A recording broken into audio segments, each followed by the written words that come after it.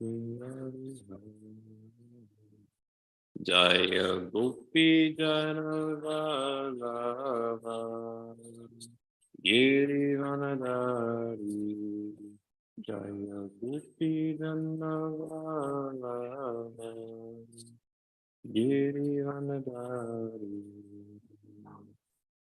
Yashodanandana Braja Janadandana Yashodanandana Braja Janadandana Jamuna Tira Vanachari Jamuna Tira Vanachari Jaya Radha Madhava Kunja Vihari Jaya Radha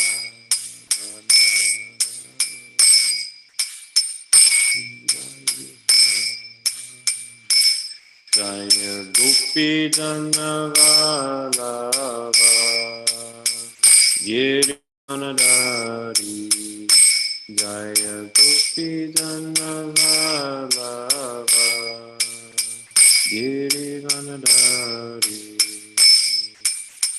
Yashodanandana Braja Janarandana Yashodanandana Braja Janarandana Yamuna Tira Vanachari Tira Vanachari Jaya Radha Madhava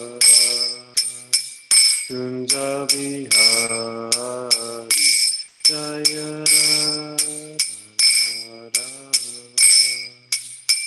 Kunja Vihari Jaya Gopi Janavallabha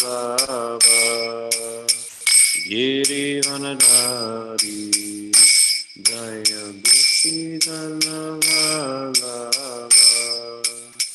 Girivanadari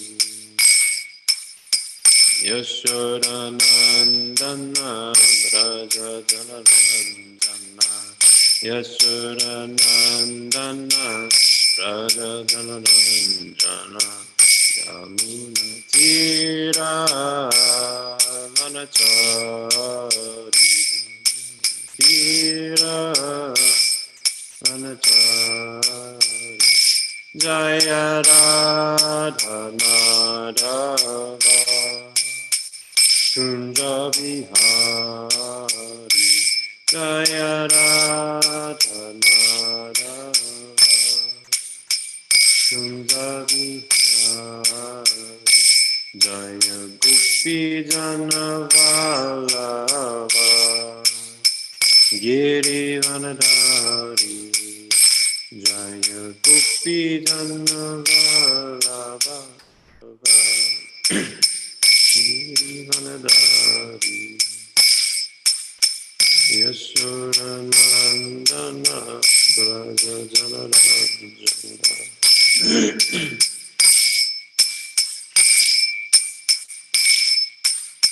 Jamuna Tira Vanachari Jamuna Tira Vanachari Jaya Radha Madhava Kunja Vihari Jaya Radha Madhava Kunja Vihari Hare Krishna Krishna Krishna Hare Hare Hare Rama Hare Rama Rama Rama Hare Hare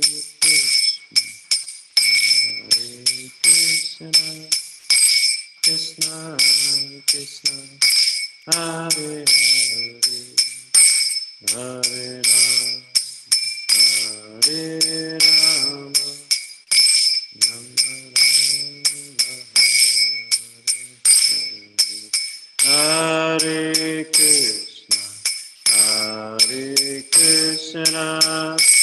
Krishna Krishna Hare Hare Hare Rama Hare Rama Rama Rama Hare Hare Hare Krishna Krishna Krishna Krishna Hare Hare Hare Rama Rama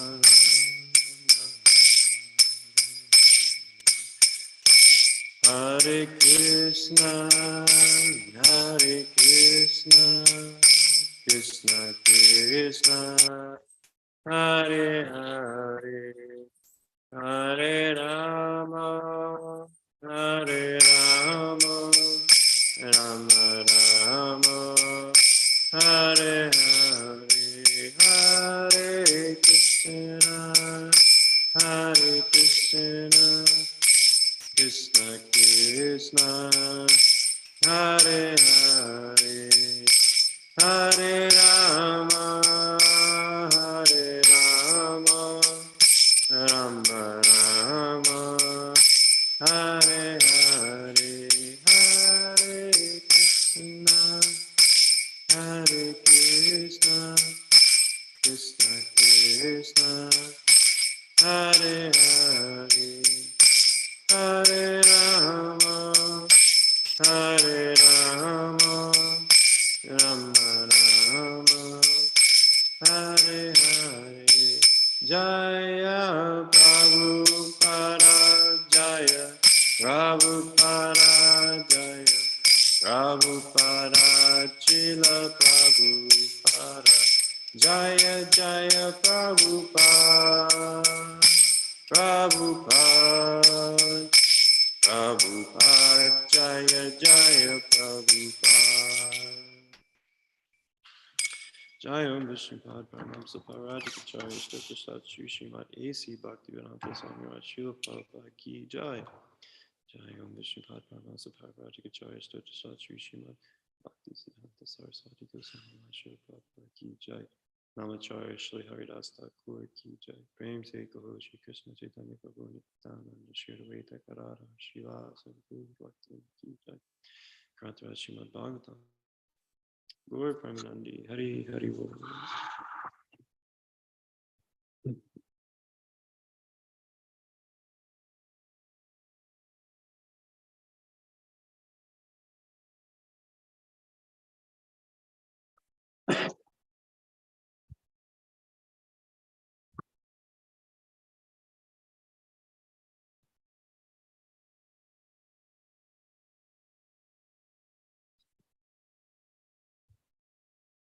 Welcome devotees, Hare Krishna.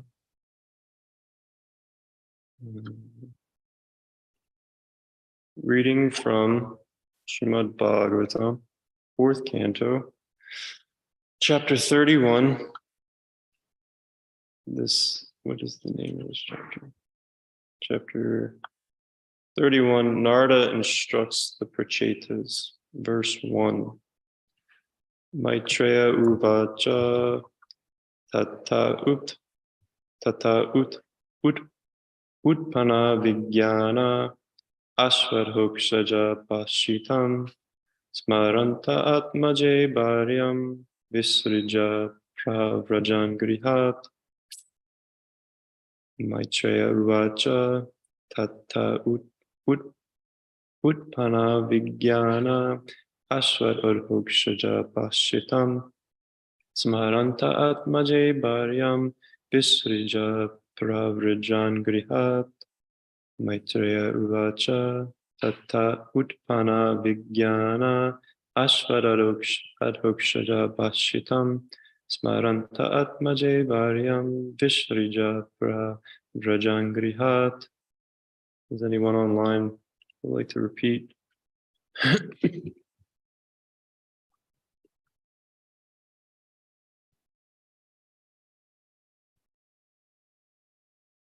Word for word synonyms. Maitreya uvacha. Maitreya said, tataha, thereafter. Utpana, developed. Vijnana, possessing perfect knowledge. Shu, very soon. Adhokshaja, by the Supreme Personality of Godhead. Bhashitam, what was enunciated. Smarantaha, remembering. Atmaje, unto their son. Bharyam, their wife. Visparija, after giving. Pravrajam, left. Grihat, from home. Translation and purport. Srila Prabhupada Ki Jai. The great sage Maitreya continued. After that, the Prachetas lived at home for thousands of years and developed perfect knowledge in spiritual consciousness. At last, they remembered the blessings of the Supreme Personality of Godhead and left home, putting their wife in charge of a perfect son. Purport. After the Prachetas had finished their penances, they were blessed by the Supreme Personality of Godhead. The Lord blessed them by telling them that after finishing their family life, they would return home back to Godhead in due course of time. After finishing their family life, which lasted thousands of years according to the calculation of the demigods, the Prachetas decided to leave home, putting their wife in the charge of a son named Daksha. This is the process of Vedic civilization. In the beginning of life, as a brahmachari, one has to undergo severe penances and austerities in order to be educated in spiritual values. The brahmachari, or student, is never allowed to mingle with women and learn from the beginning of life about sex enjoyment. The basic flaw in modern civilization is that boys and girls are given freedom during school and college to enjoy sex life.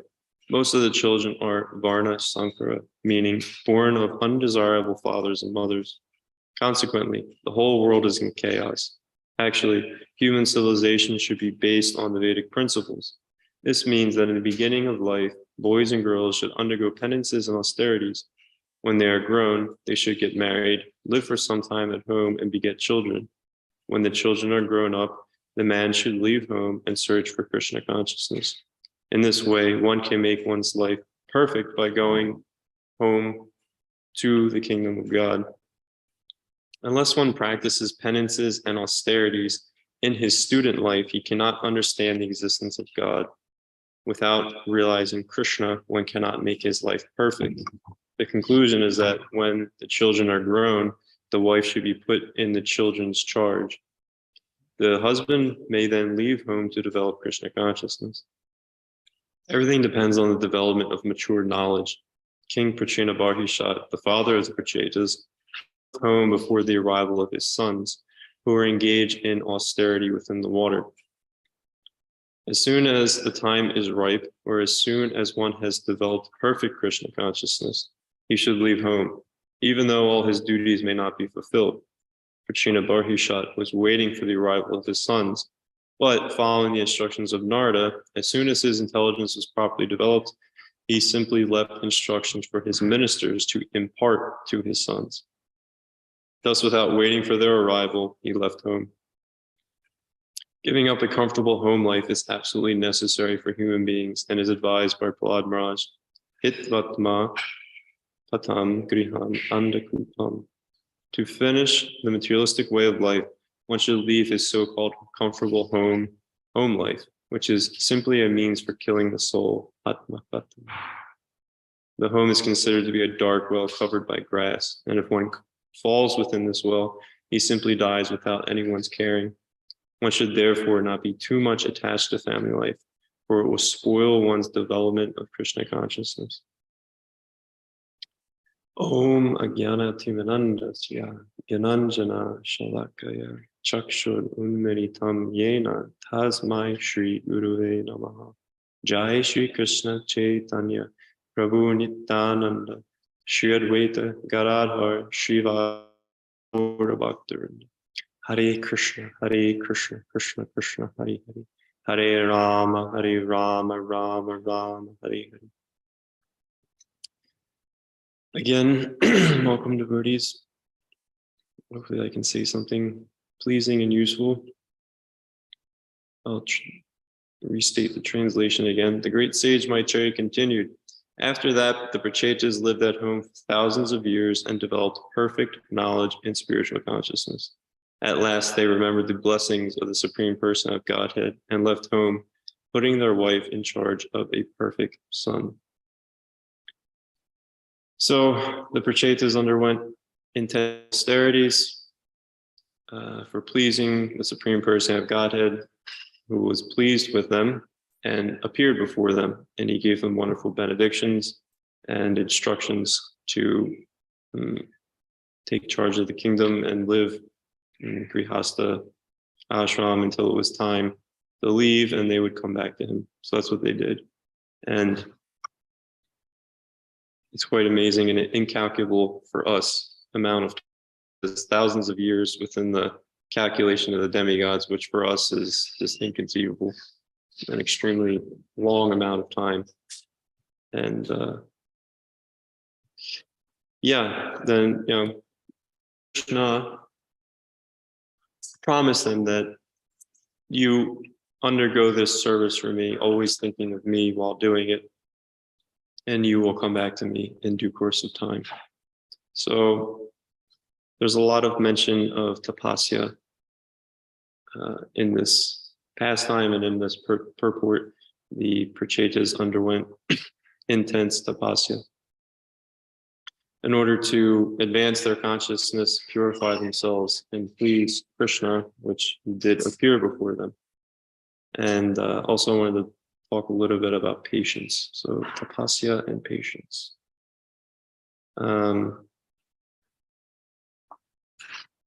Prabhupada mentions in this purport the degraded situation that we have in Kali Yuga, that especially in Western civilization, which is spreading throughout the world,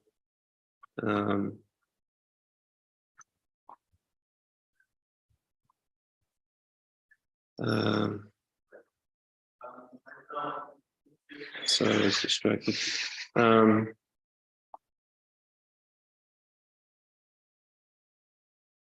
There's intermingling of the sexes beginning at an extremely early age, and this completely destroys our intelligence. And we grow up this way, and we engage in so much what appears to be normal activity, what appears to be healthy activities, but really it destroys our intelligence, and it makes it very, very difficult to practice, what to speak of understand spiritual life and spiritual advancement in spiritual consciousness makes it extremely difficult. And so simply following the regulative principles in this day and age for us is quite an austerity, actually, which compared to the Prachetas, compared to other great saints and sages, it's quite embarrassing. But we have to consider time, place, and circumstance, that this is the lot that we have in Kali Yuga. In fact, we wanted it. We're here, and we have to make the best use of this bad bargain. Are you setting up for the class or something else? Yeah, just to make a switch for you.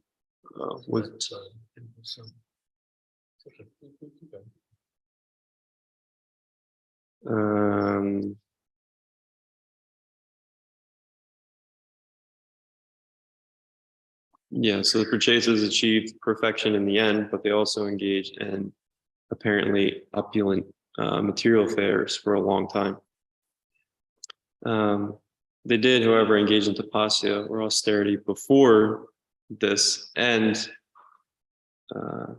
it can be assumed that they also engaged in this tapasya while in Grihastha ashram, always thinking of Krishna, engaging in his service.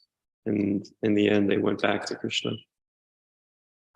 So I wanted to talk a little bit about tapasya, this austerity, and Prabhupada uses the word penance a lot. The way I understand it is that penance, this word is basically austerity, but austerity for as a specific purpose in relation to God specifically. That we're in this material world and we chose to turn our back on Krishna, and we're here. And so engaging in these austerities or penance is our voluntary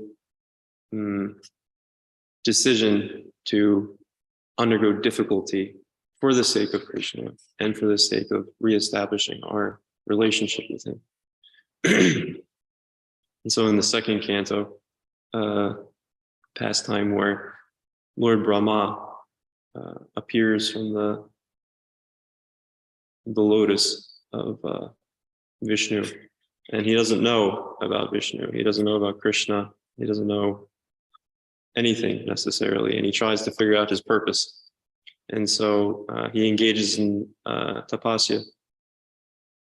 So this pastime is really nice. It illustrates the intense power of this austerity, especially if we're consciously doing it to come closer to Krishna, if there's intention, heartfelt intention behind it. So in the Srimad Bhagavatam, 2nd canto, 9th chapter, verse 23, Krishna speaking to Lord Brahma, he says, "O sinless Brahma, you may know from me that it was I who first ordered you to undergo penance when you were perplexed in your duty. Such penance is my heart and soul, and therefore penance and I are non-different." It's quite interesting that he's saying that this penance, this austerity that you're engaging in is very pleasing to me. He says that penance and I are not different. So it's quite a powerful statement, and it's something to be experienced, hopefully, speaking for myself. So in the purport, Prabhupada explains, the penance by which one can see the personality of Godhead face to face is to be understood as devotional service to the Lord and nothing else, because only by discharging devotional service in transcendental love can one approach the Lord. So in the first sentence of the purport, Prabhupada is stressing there's intention behind this austerity that Brahma underwent, that all great sages and saints undergo, that Prabhupada underwent. There's heartfelt intention behind it. They're doing it for someone. They're not just doing it for themselves. They're doing it for Krishna. And so this is extremely important. I know personally I have to be constantly reminded of this because the mind and false ego are very powerful, and one can undergo wonderful austerities, but if you forget the purpose behind it, you're not actually making as much progress as you could be. So further in the purport, Prabhupada says, such penance is the internal potency of the Lord, and it's non-different from him. Such acts of internal potency are exhibited by non-attachment for material enjoyment. The living entities are encaged in the conditions of material bondage because of their propensity for overlordship. But by engagement in the devotional service of the Lord, one becomes detached from this enjoying spirit. The devotees automatically become detached from worldly enjoyment, and this detachment is the result of perfect knowledge. Therefore, the penance of devotional service includes knowledge and detachment, and that is the manifestation of the transcendental potency. So this is nice. Krishna is saying in this verse that if you undergo austerity, if you willingly undergo difficulty for my sake to reestablish your relationship with me, you will come under the guidance, come under the protection, come under the power of my internal potency. In other words, I will protect you and I will help you. And this protection and help comes in myriad different forms. Prabhupada's stressing this point here that knowledge and detachment is critical for this. So by studying Srimad Bhagavatam, by studying Prabhupada's books, knowledge can come. Okay, who is Krishna and why am I undergoing these things? Why am I getting up early? Why am I abstaining from all these things that I used to freely engage in? Why am I making decisions that cause bodily and mental discomfort. Why am I doing any of these things? So knowledge is super important. But as we engage in this process, detachment automatically comes because we're under the protection of the internal potency. We start to gain a taste. We start gaining a higher taste, a transcendental relish, and naturally the material energy starts to become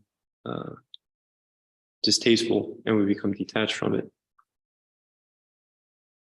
So further in the purport, Prabhupada says, Brahmaji was sinless, and therefore he faithfully discharged the advice of the Lord, tapa, tapa.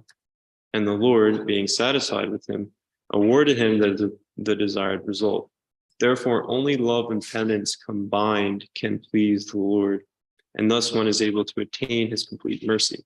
He directs the sinless, and the sinless devotee attains the highest perfection of life. So this is nice. If we engage in the process as Prabhupada has given us, we become cleansed of all of our sinful habits that we thought were so normal prior to Krishna consciousness. And then as this happens, we become purified and we willingly engage in loving austerity for Krishna. So there's one more verse after this that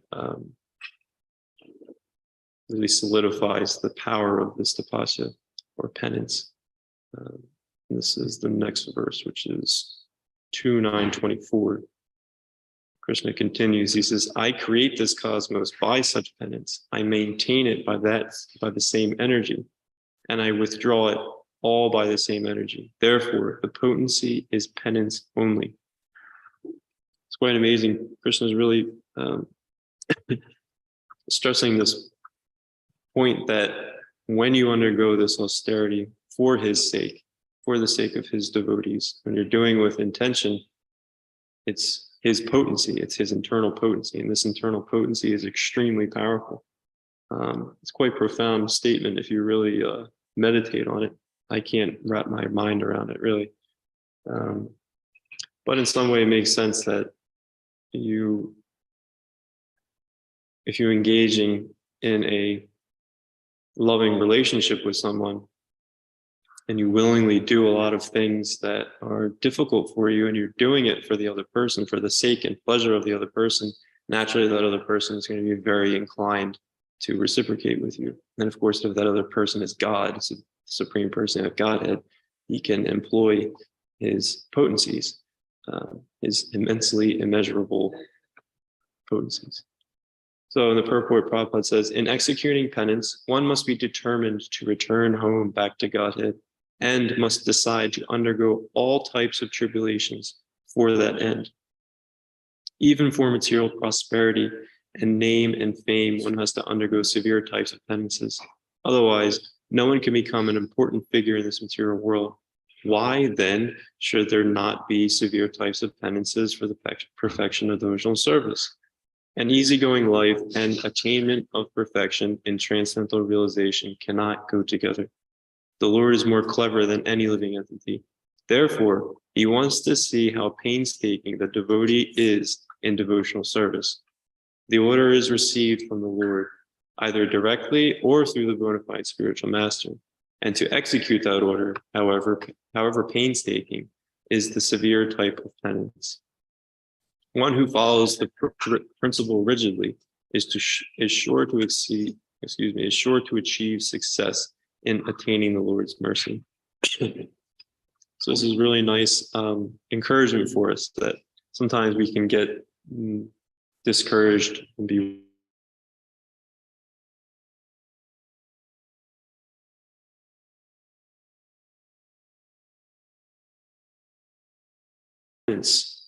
for Krishna. We might go in with that intention, and then along the way we get confused, we get bewildered, we get distracted because the mind, the body, the false ego harasses constantly. And so, speaking for myself, I need to be reminded constantly, hence I'm talking about this class. I need to be reminded, why am I doing this? Who am I doing it for? Prabhupada says, one must be determined to return home back to Godhead and must decide. We associate with devotees, we study the Shastra, and we understand what is available to us, what we experience now, what we experienced in the past. How do we really want that? Do we really want to continue engaging in that? And what is the alternative? What is the other option? And Bhagavatam gives you all of the options.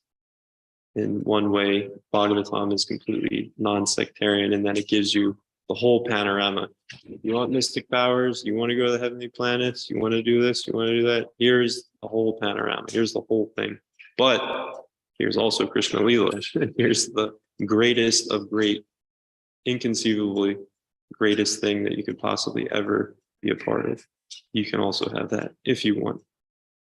But everything is personal, whether we like it or not. The Mayavadi propensity is so extremely strong. It's easy to forget God is a person. His devotees are persons. And so there's personal relationships, and they involve emotions and so many things. And for us to be mindful of our intention of why we undergo these austerities, whether it be working on the farm, whether it be distributing books, whether it be taking care of a family, whether it be traveling all around the world to give Krishna to others. And so much austerity is involved. But we should remember, who are we doing it for and why are we doing it? And so this leads me to my next point about patience. It can be easy to, like I said, become discouraged by the troubles that the body and mind give us. And it can be easy to lose patience. I'll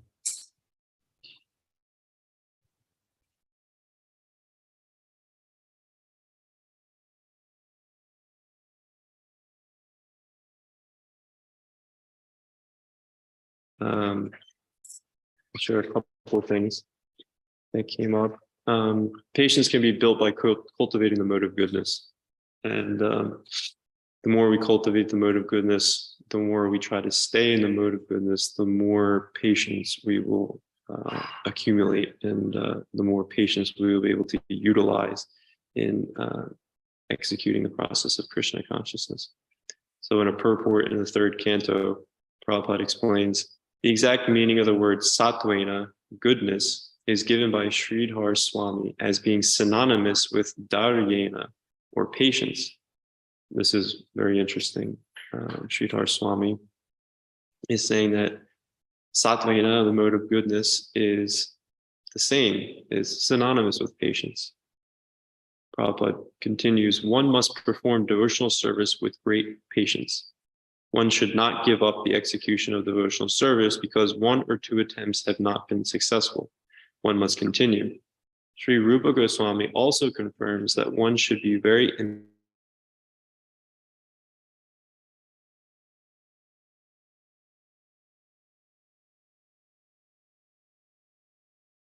because I am engaging in devotional service, end quote. One has only to execute service according to the rules and regulations to ensure success. So this is nice. Many of us have very little patience when we first come, and then to cultivate this patience is not easy, especially if we aspire for obtaining the spiritual world, obtaining our swarup, our spiritual body, and with a specific relationship with Krishna in the spiritual world, that goal is so inconceivably far away that patience is absolutely required. This is nice. Prabhupada says, patience is necessary for developing confidence that Krishna will take care of us. Yeah. So, patience, enthusiasm, and confidence. Patience, enthusiasm, confidence. He says, first there's enthusiasm. We come to bhakti and we like the association, we like the prasad, we like the philosophy, we like whatever. That gives us enthusiasm to continue, then patience has to come. We have to undergo the austerities. We have to follow the 4 regulative principles, which, depending on individual persons, it can be extremely difficult because this is Kali Yuga. And with practicing that patience, however, which builds over time, one gains confidence that Krishna will take care of him. He is a person, I am a person, I'm doing these things for him, and he's not forgetful, he's not resentful, he's not going to abandon me.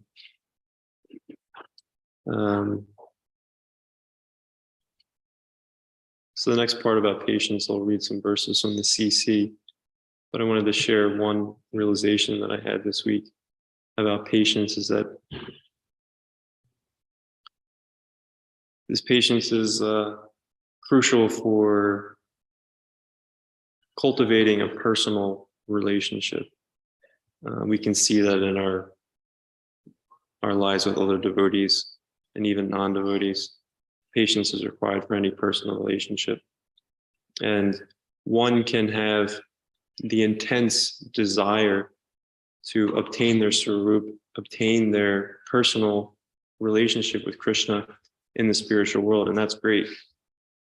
However, one can be very impatient to achieve that end, and they might want to just be finished. They had enough with mundane affairs, and they just want to engage in this service with Krishna in their swarup.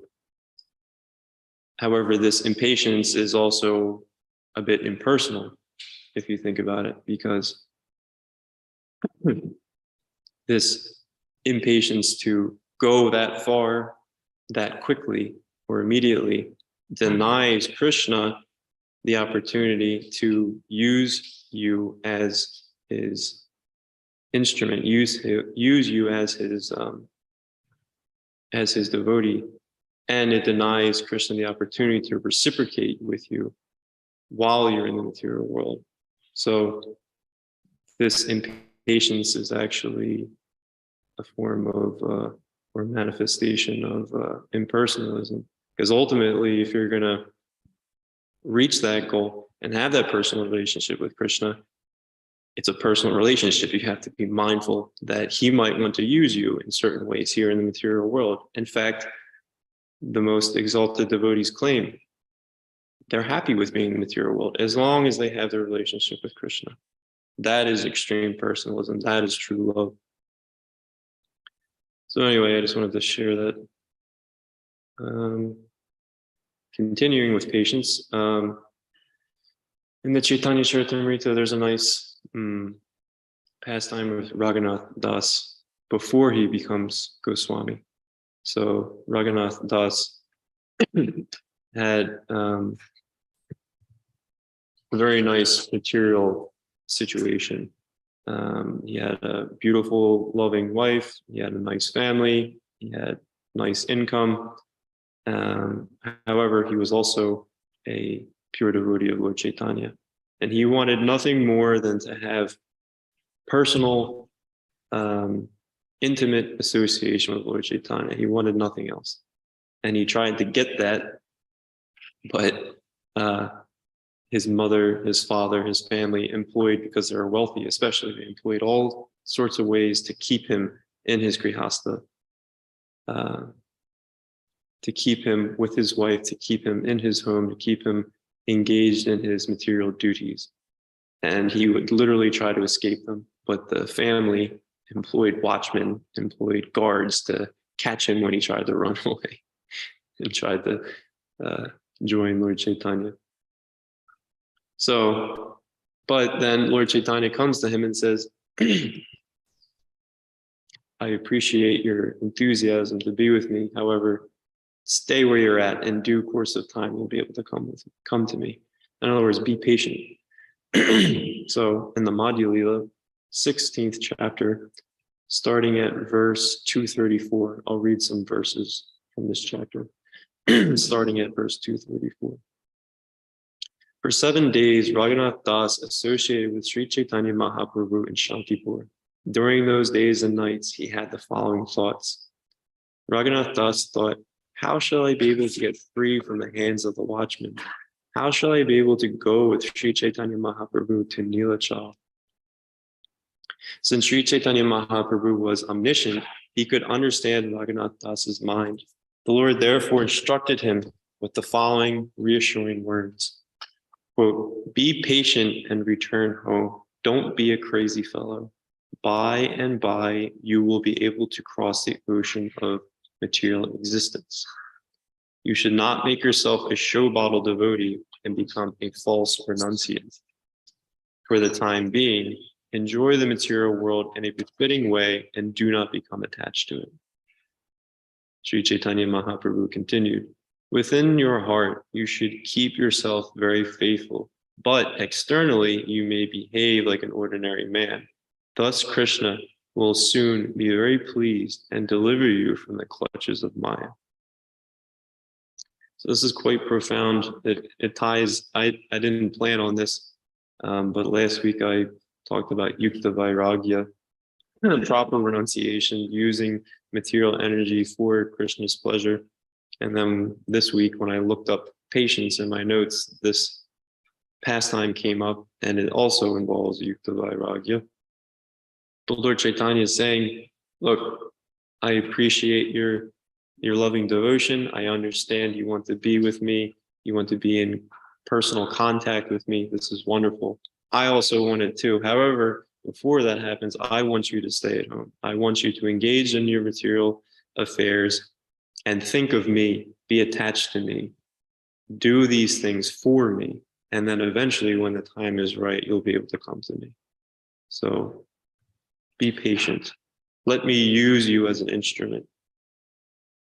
And then you can come to me personally. So in verse 237, I'll read the purport.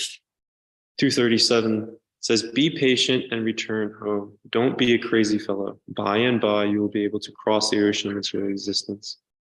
In the purport, Prabhupada says, this material world is just like a big ocean. It begins with Brahma Loka and extends to Patala Loka. And there are many planets or islands in this ocean.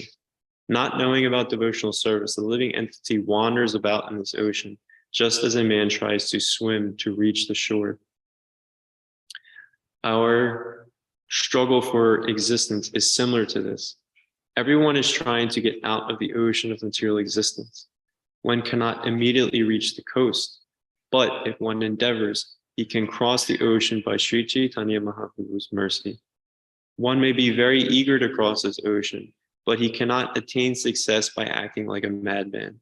He must swim over the ocean very patiently and intelligently under the instructions of Sri Chaitanya Mahaprabhu or his representative. Then, one day, he will reach the shore and return home back to Godhead. So it's nice, Prabhupada's giving us a nice illustration here. We're drowning in the ocean of material energy. And by Lord Chaitanya's grace, we come to understand that great misfortune, and we want to come home. We want to cross this ocean and come home. However, crossing this ocean will take time, it will take patience. And so one somehow or other has to cultivate this patience and diligently, and Prabhupada says here, intelligently swim across this ocean. Of course, Krishna is helping us. He will help us cross this ocean. And then we can come back to him. Don't be a crazy fellow. Don't try to leave when you're not ready. Don't try to leave when Krishna apparently wants you to be here. He wants you to do something here for him. So continuing the verses, starting at text 240. Excuse me. Lord Chaitanya continues. You may see me at Nilachal, Jagannath Puri, when I return after visiting Vrindavan. By that time, you can think of some trick to escape. What kind of means you will have to use at that time will be revealed by Krishna. If one has Krishna's mercy, no one can check him. In this way, Sri Chaitanya Mahaprabhu bade farewell to Bhagavatam Das, who returned home and did exactly what the Lord told him. After returning home, Raghunath Das gave up all craziness and external pseudo-renunciation and engaged in his household duties without attachment. When Raghunath Das's father and mother saw that their son was acting like a householder, they became very happy. Because of this, they slackened their guard. So further on in another chapter, it's described how Raghunath Das was able to escape the watchman, and he was able to leave his family and join Lord Chaitanya. And of course, he became one of the 6 Goswamis of Vrindavan. So it's quite amazing that Sri Chaitanya Mahaprabhu is explaining, I appreciate your enthusiasm, I appreciate your sincerity. I also want you to come to me. However, I want you to do some other things in this material world. I want you to engage in a certain way with the material energy that is pleasing to me. And then when the time is right, you will know, and then you can come to me. So that's quite profound. He's giving Raghunath Das instructions that empower him to become detached. He can engage in these things, but somehow, by Lord's mercy, be detached and engage in Yukta Vairagya. But of course, he tells him to be patient. In due course of time, he will come back. So that's all I have to share. If anybody has any comments, questions, corrections, please share.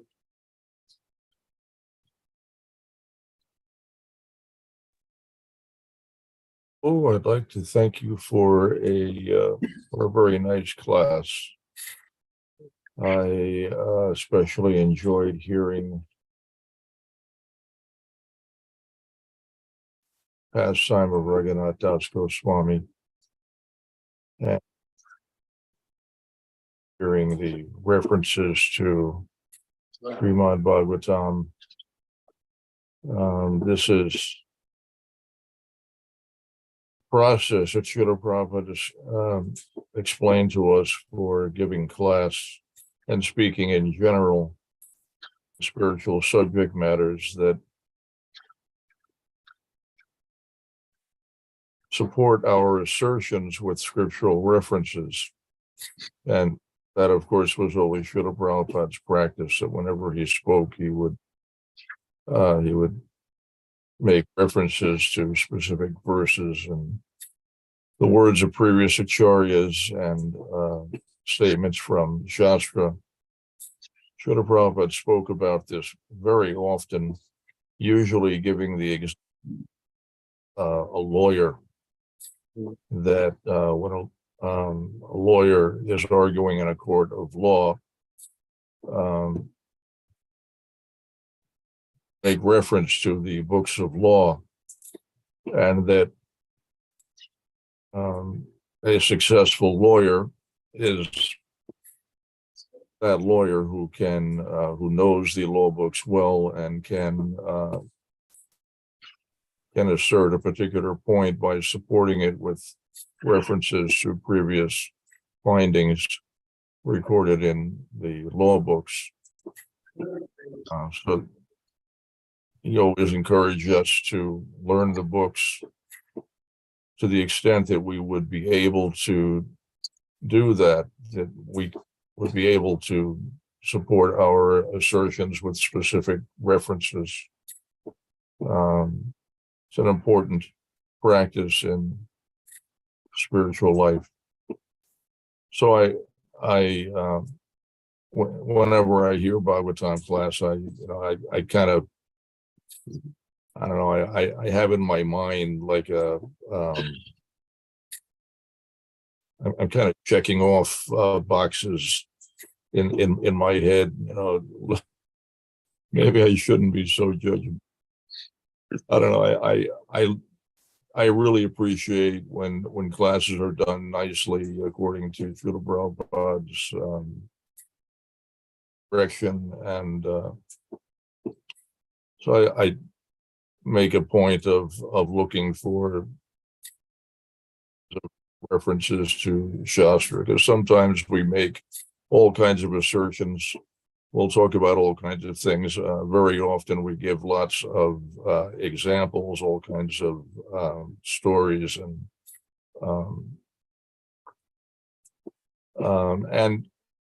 it's also valuable to make a class engaging and sometimes entertaining, so that we to hold the interest of the audience, to keep their attention, to keep them from falling asleep perhaps. But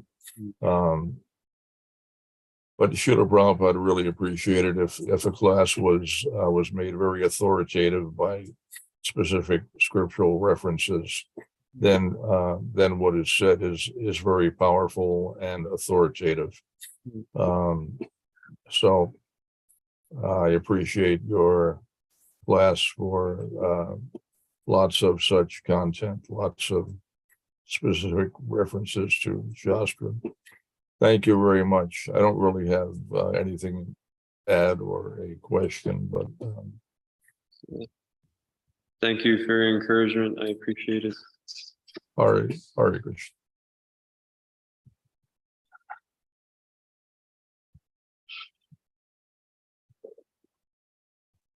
If nobody has anything else, we may end here.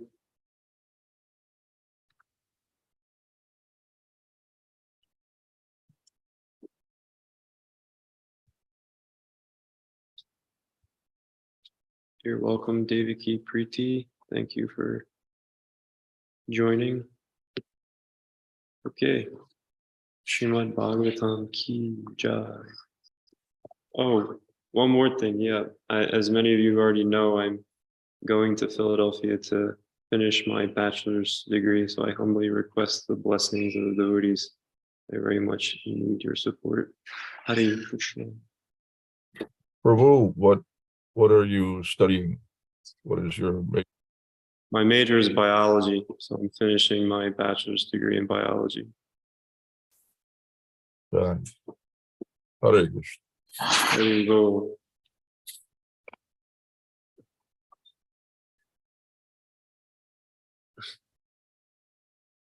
Yasudev saying, don't go. Hare Krishna. I love you too, Prabhu.